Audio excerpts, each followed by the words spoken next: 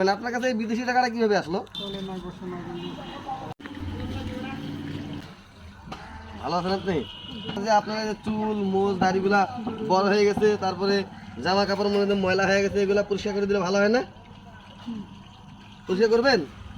তো ঠিক আছে, আমাদেরকে এখন পরিষ্কার করে দিব। এখানে এগুলো সাইড করে রাখেন।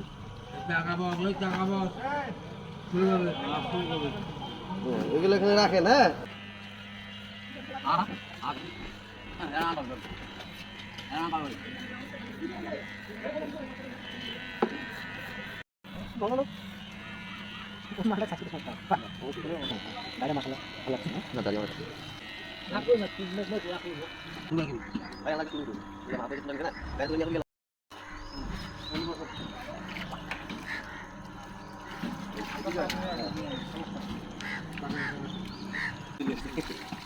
বুঝতে পারি তো কি লোক পাঠিয়ে দিতে পারে। হ্যাঁ,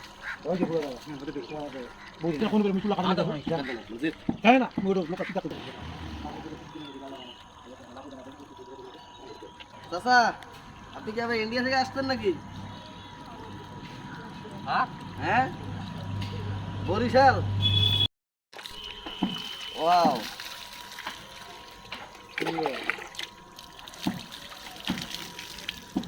খুবই সুন্দর করে ইয়াদ দিন। নেন, এটা চেঞ্জ করে নেন, ঠিক আছে?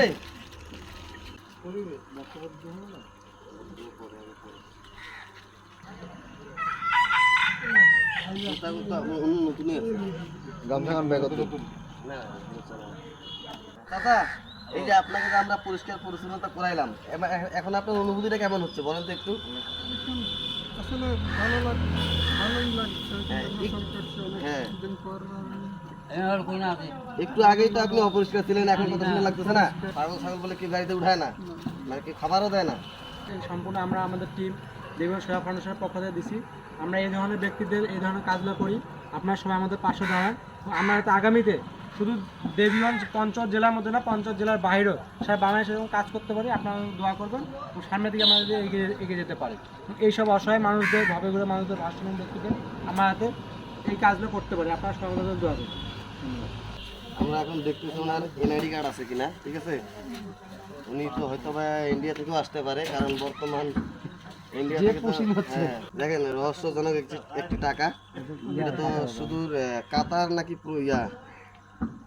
এখানে আরবি লেখা টাকাটাতে, ঠিক আছে? সৌদি আরবে এটা তো সৌদি আরব নাকি কোন দেশের টাকা বলতে পারলাম না, কিন্তু টাকাটা ওনার ব্যাগে পেয়েছি আমরা। এই টাকা তো ওনার পাওয়ার কথা না। দেখেন, এই টাকাটা তো ওনার পাওয়ার কথা না, অথচ এই টাকাটা তো উনি কোথা থেকে যে পাইছে বলতে পারলাম না। টাকাও অনেক, মোটামুটি টাকাও আছে অনেক। হ্যাঁ, এই যে প্রায় 500। চাচা, এগুলো দিয়ে তো আপনি সুন্দর বাসা যেতে পারবেন। আপনার কাছে এই বিদেশি টাকাটা কিভাবে আসলো?